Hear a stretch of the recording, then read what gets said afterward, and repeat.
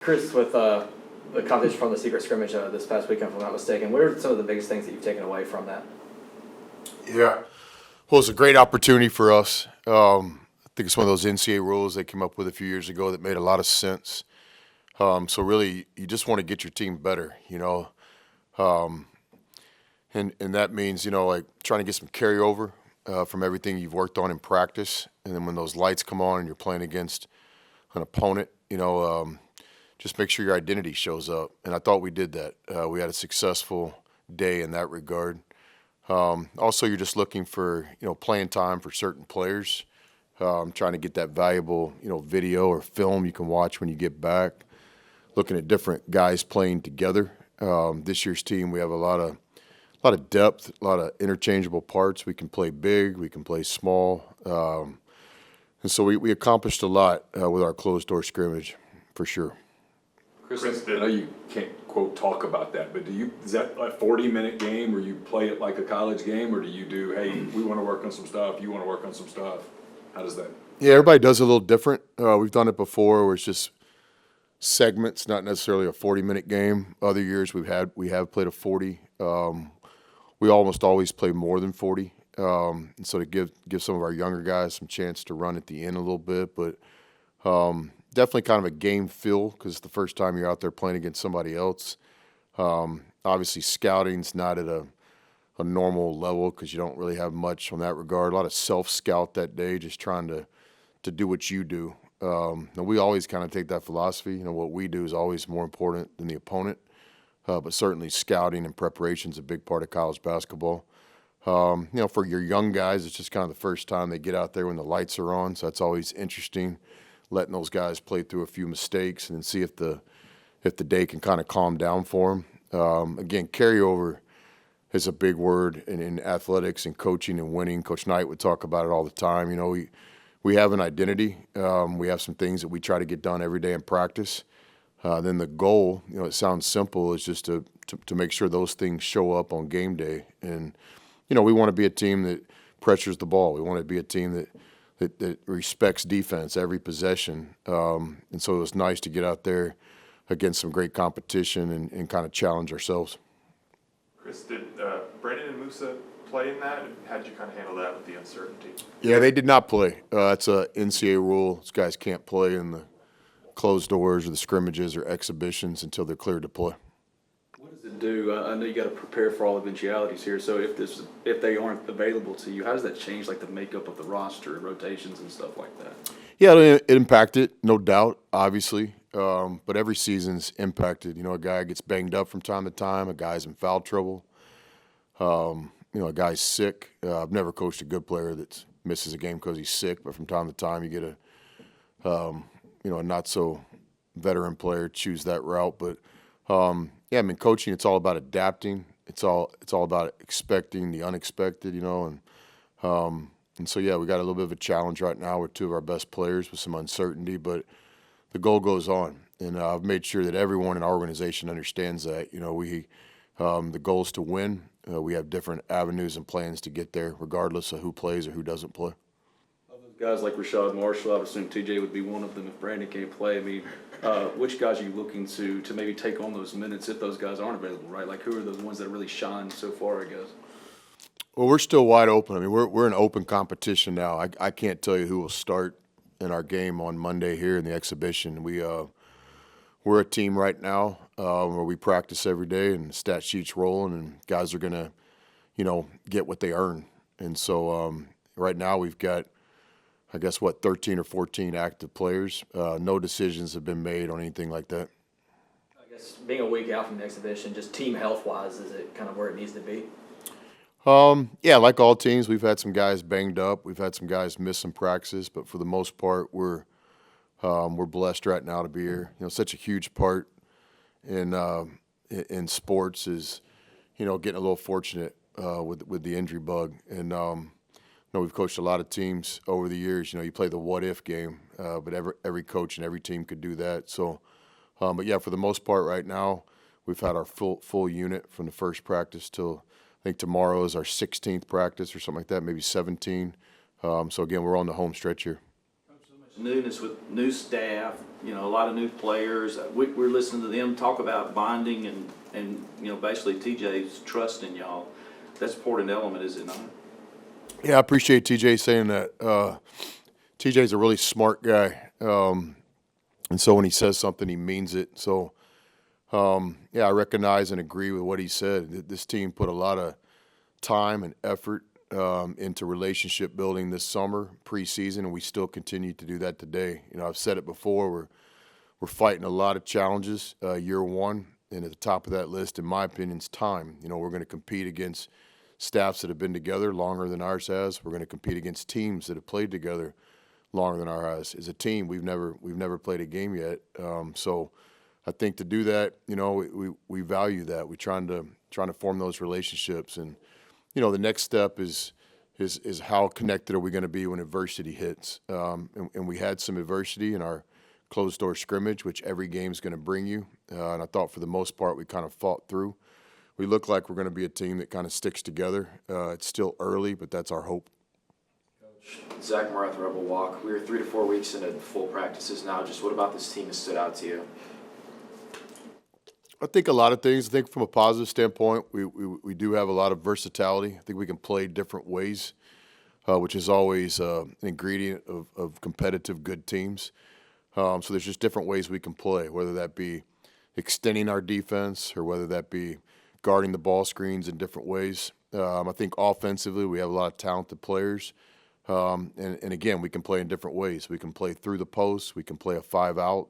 We can play at different tempos. So that's been a positive.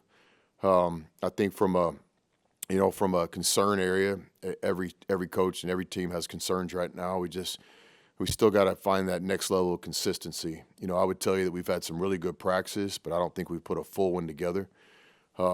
We've had some really good 40-minute scrimmages, but we haven't put a full 40 minutes on the floor yet. That includes the other day. So I think just consistency, individual players being consistent, and then ultimately our team, you know, just doing what we're supposed to do for 40 minutes, not for 28 minutes or not for, you know, the first part of practice, but just, you know, becoming that team that can do the right thing time after time. And really, in my mind, that's discipline, you know, and you know, we have enough talent right now to block out. You know, we know how to block out. We teach it. We coach it. The players can do it. But from time to time, there's a possession where we don't block out. And, you know, it's like I tell the players, did we forget? No, we're just not disciplined enough to do it. And, you know, when we get to that next level of consistency with discipline and we're just doing the right things time after time, you know, I think our team could be, you know, a very difficult team to play against this year. Talk a lot about guys like Musa and Brandon, obviously, those high marquee transfers, but Juju was a big add, so was Austin Nunez. What really drew you to those guys, potential additions, and what have they brought so far, specifically at point where you had a need there? Yeah, all of our transfers have lived up to expectations in terms of just their talent and what we identified in recruiting. They've all done their part of the deal to this point, just in terms of the price to pay to play at Ole Miss. You know, this isn't an easy program to play in, and we recognize that. But it's not easy to win. You know, to me, there's a handful of programs around the country before the season ever starts that have a chance to compete. And one of our first objectives here in Oxford is to become one of those teams that we're going to be a part of the fight. You're never going to win the fight unless you're in the fight. So individually, I think our coaching staff and recruiting, we identified some guys, and I don't know if there's been any surprises, but a lot of our guys have met expectations. You know, the next step is our team. You know, I think these guys have shown the ability to want to play together, but we just gotta become more consistent. That same vein with Austin Nunez, it seems like he's gone through a lot of adversity over the last 3 years. Obviously, the concussion that was suffered last year, and then I think not playing his entire junior year, if I'm not mistaken. Just kind of, to what degree have you kind of seen that mentality from him, just not taking anything for granted, just considering what could happen? Yeah, I think I don't know if best is the word, but one of the first things I always think about with Austin, felt this way when I watched him play in high school and on the summer circuit, and certainly in recruiting him and now getting a chance to coach him, is, you know, he's a guy that cares. He wants to be great, and he puts a lot of time into it. It's emotional for him. He cares, and to me, that's the first step on being great about something. So, you know, whether it's an early morning workout or whether it's a practice or a game. He wants to do well. His heart's in the right place. He's a talented young player. And to me, there's almost two ways to look at Austin Nunez. You look at him as a transfer from a Pac-12 school, and it kind of brings these expectations. Or you look at him as the young guy he is. Played a few college basketball games last year, had some adversity. And I think when you evaluate him and you understand how much time he has left, and then you combine that with what kind of heart he has and how good he wants to be, I think there's no ceiling on how good he could be. His thing is just trying to, find the value in every single day. We tell our guys, run your own race. That's our terminology in our program, and it's just so true, not only for Austin, but all guys. But Austin's a talented young guy. He's playing on a veteran Ole Miss team, and so for him just to keep plugging away, I think he's got a great future in college basketball. I guess you heard me ask Judy basically the same question, but I know Jamin never actually entered the portal, but you still kind of had to recruit him back to a certain extent. But him being there so early and being active and kind of getting transfer players and trying to make them feel comfortable here, what does it mean to have a player like that, to inherit a player like that right away in order to expedite that process of building a team in year one? Yeah, with all the players, there's a decision to be made when there's a coaching change, but there's also decisions to be made for our staff. So it's not like you get the job. I think it was right here in this press conference. You walk out, you get a chance to meet with the players. It's not like we're begging guys to stay, and it's not like guys are begging us to stay. A conversation has to be had. And all those guys did a great job being very transparent and listening and talking, including the guys that chose to go to other places. I got a lot of respect for all the players who were on Kermit's team last year, and there was a lot of transparency in the coaching change. And we hope that the five guys that decided to stay, that we decided to value them coming back. I hope it works out for both sides, and I'm optimistic it will. And again, we wish the best of luck to the guys that went other places. Brakefield specifically. You guys are dead on. He's special. Brake's a guy that doesn't just think about himself. He's kind of got that DNA where he thinks big picture, and other words known as leadership, right? And Brake's got a full-time job just taking care of himself around here. Trying to learn a new system and trying to excel in the expectations that we've placed on him that are very high. We're asking him almost for perfection. But in my opinion, he's got a chance to play professional basketball, and certainly that's what pro ball is. You either get the job done or you don't. So with all that Brake has going on himself, he still finds time to think about others, whether it be the young guys or the veterans, and certainly in the recruiting process, he was special. And I never take that for granted. When this recruiting starts, it's like every day. It's not just weekend visits. We got midweek visits, phone calls, Zooms, next visits, and Brake went above and beyond. And I've thanked him several times in front of everybody in the organization. He worked really, really hard in recruiting for us. Again, at the same time, while he's working really, really hard on his craft, and full-time student, set to graduate from Ole Miss this May. He's taking a full load of classes this semester and in the spring. So, but he's a guy that he's got a lot of discipline. Brake gets up in the morning. He knows exactly what he's got to do, and most days he gets it done. Chris, those teams you mentioned a couple questions back that are in the fight at the beginning, like you were talking about, what do they have? Well, I think the first thing you got to do, it's a talent-based business, and you got to have players in this league. Really, if you think about it, you got to have guys that you got to have an NBA player or two, maybe more. It's a good study for one of you guys. It'd be a good article. Find me an SEC champion that didn't have an NBA player, a draft pick, and I know certainly in the Big 12 we studied that, and there was no exception. So you got to have real players. You got to have guys that are improving. You just got to have talent. That's the first thing. The next thing, I've always thought you can't beat yourself. And I think, the legendary Coach Walsh from the 49ers, he wrote one of the best books I thought was ever written. I don't know if he wrote it, but somebody wrote it with his help. And this was before, the internet, before all the information that any of us can grab these days by just Googling. And it was one of those first books, in my opinion, just kind of legendary because you had a Hall of Fame coach, somebody that was elite, maybe the best at what he did ever. And he basically just had a book that wasn't fluff, and it was just a lot of truth in there. And I know I remember reading it at a young age, and I couldn't get enough of it. I still read it once a year to this day, but he talks a lot about, you know, when the NFL season starts, there's X amount of teams. How many teams is that now? 32. I think maybe the time the book was read, it might have been 30.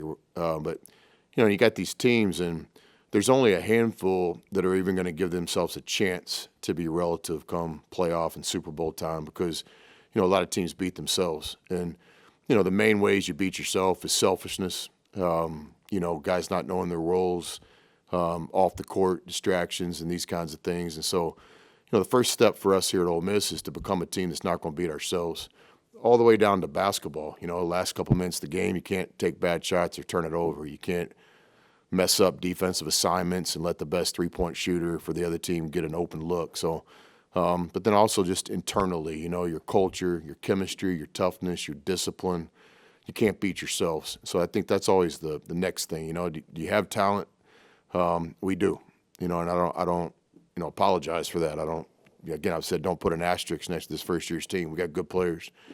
Next step is can we get a culture that doesn't beat itself? You know, when times are tough, can we respond? When times are good, can we stay humble and keep it going? You know, then you got to have a little fortune along the way. You know, we've already talked about this today. It's like you got to get a little lucky along the way in terms of guys getting banged up and being valuable to play as the season goes on. Then lastly, I think you just got to execute, and I think to me that's just discipline. You know, like. We know how to set a flare screen around here. We know how to read the defense. We know how to do it. Why don't we do it every single time? You know, the answer is discipline. And, you know, I try to make my bed every day. It's just one of those things. I saw somebody read that one day. It made a lot of sense to me. You know, you start the day with a little discipline. You feel a little bit better when you get home late at night that the bed's made. And, you know, my daughters, I got 2 of my 3 daughters do that. You know, they make that bed every day. And but I don't, and I wish I could. Why don't I? I'm not disciplined enough every morning to do that, and it's something that I think about. And basketball is no different. Like, we know how to read a pick and roll. We know how to block out. We know how to rotate. Why don't we do it every time? It's just discipline, and so that's a big part of what we're trying to accomplish right now with our guys. Do you know when you'll get an answer on Brandon and Musa? I do not. As soon as I know, I'll tell you guys. We'll have a press conference. We'll throw one on you quickly.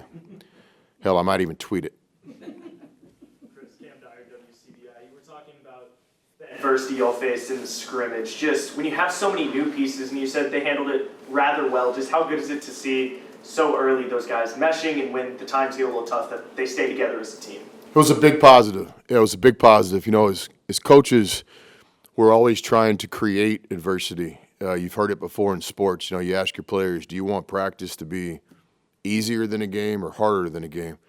And, you know, most guys that know what they're doing, it's an easy answer. You know, you want to push yourselves every day. So we've created a lot of adversity along the way. You know, our practices have been very intense, very physical. We've had some inter squads, including several all the way back from the summertime where we bring in officials and stuff. So in all those 40-minute, you know, games or scrimmages, there's always runs. College basketball is a game of runs.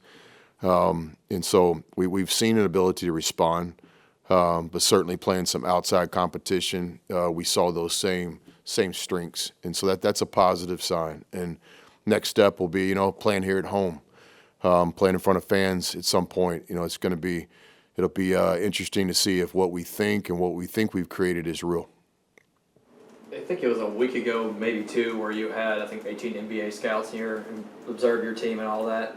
Not specifically about one player, but just what was kind of the general feedback that you got from some of them, if you had any dialogue with them about, I guess, your roster as a whole and with some of the guys who may have a chance to go to that next level? Yeah, it's always a cool part of college basketball, especially this time of year. It's when the NBA scouts come by. It wasn't just that one kind of practice that some stuff got out. Media-wise on it, we average several NBA scouts at every one of our practices this time of year. So a lot of those guys are friends. They're basketball guys. A lot of them are former college coaches and stuff. So it's good to see people. You know, in our business, it's hard to send out Christmas cards and vacation every spring. You know, we don't get Christmas break. We don't get a spring break. We don't really get much of summer anymore, and certainly not complaining. It's the lifestyle we all choose. And basketball pays back so much more than it takes. But But on a relationship level, it's good to see those guys. Yeah, those guys give feedback. We got some good players. We have some players that are in the running for future drafts.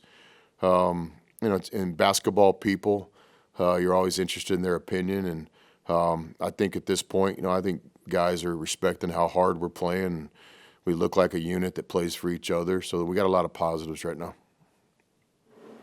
No questions for Coach? Another thing on this marketing deal I started with, so just the ability, once we start these things more regularly, just to kind of give you guys an update on everything that's going on. And I thank you for getting the word out, but then I also ask you, please, to help us get the word out. But one thing with marketing, to start the year, we've got the 3 home games at the Pavilion, and then that 4th game is the Tadpad game. And the Tadpad game is obviously going to be kind of limited attendance, and I believe it'll be a great just a great night for everybody in Oxford, not just the basketball game, but to honor that arena and everybody that contributed to that arena in some way, and certainly bringing back Coach Evans is going to be special coming back. So one thing we've said with the students is there's going to be some type of ticket monitoring device in these first 3 home games, and for students to get priority access to the Tadpad game to give themselves a chance to get into that Tadpad game, then come to the first 3 games. And if you come to the first 3 games of the year, you're going to have some kind of access. I don't know if they're going to do that with some kind of physical ticket or monitoring their student ID, but they're basically attendance is going to be kept at the first 3 home games of the year. And it's my understanding that if students show up to 2 of the first 3 home games, because I know there's a road football game in there during that time, so we wanted to be sensitive to that because we want all the students to support the football team, period. But yeah, if I'm a student at Ole Miss, make sure I go to 2 of those first 3 home games, hopefully all 3, and that gives me a better chance to get into the Tadpad game on that 4th game. So appreciate y'all as we get closer to the season. I don't think it's a tomorrow's story because, I don't know, when I was in college, I had about an 8-hour attention span, so don't want to put it out there too early, but that's something we've got looking forward to. And certainly just kind of promotions and special things with each game. We'll try to give you guys that information early. And again, thank you in advance for everything that you do to kind of help promote the program. And we're excited this first year. We have all types of objectives this first year. Top of the list is to win every game on the schedule. But there's some other things that are really important as we build the program, as we build this fan base, just getting the word out there, whether it be game times or special promotions going on, things for the student section, season ticket holders, and this kind of thing. And I would encourage anybody that hasn't gotten tickets to get them. It's my understanding all the priority access and the VIP type seatings are sold out at this point, which is great news. There's only a few season tickets left, so I just really encourage people to get the tickets now because I confidently predict there'll be a day where you can't get a ticket here once we get this thing rolling sooner than later. But I think there's an opportunity right now for Ole Miss fans and Rebel Nation to jump on board with us. Also, as I've had six months or so here to study this job, and again, a lot of respect for Kermit and AK and all the people that we followed and appreciate everything they did. And we're going to try to make everybody proud here, moving the program forward. But we have an unbelievable fan base in terms of our season ticket holders. But a lot of our season ticket holders might not necessarily live in Oxford. And we appreciate their support. We appreciate their financial contribution, buying the tickets. But the next step for us here at Ole Miss to build a real contender would be every single night having a home court advantage, whether we play on a Monday night or a Saturday, whether you've got something going on where you can't come to a game. It's almost impossible in today's world to ask a fan to come to every game over the course of a basketball season. But what I don't think it's too much to ask, and what we'll ask very clearly throughout the year with a consistent message is for our season ticket holders on the nights where they can't come to the games to take that just extra time and effort and make sure somebody sits in your seat, whether it's somebody you go to church with or a family member, or somehow, some way, make sure your tickets are used that game. We haven't had much of a problem here at all in recent years in terms of selling tickets. We've had a little bit of an issue of people actually coming to the game and sitting in the seats. And again, we're all busy. We have families, we have lives, things pop up. So to me, the objective isn't to come to every single game, even though we have special people that make that commitment. I think the agenda is for people to care enough to make sure that someone sits in their seats that night. And all the way down to the point where, like, if they're season ticket holders and there's a game that you know you can't come to, just call the office. Swing the tickets by, give them to me. I'll personally make sure that somebody sits in those seats on game night. So that'll be a big message that we're going to try to get done year one, because I think we get the students coming to the games, which I'm confident we will.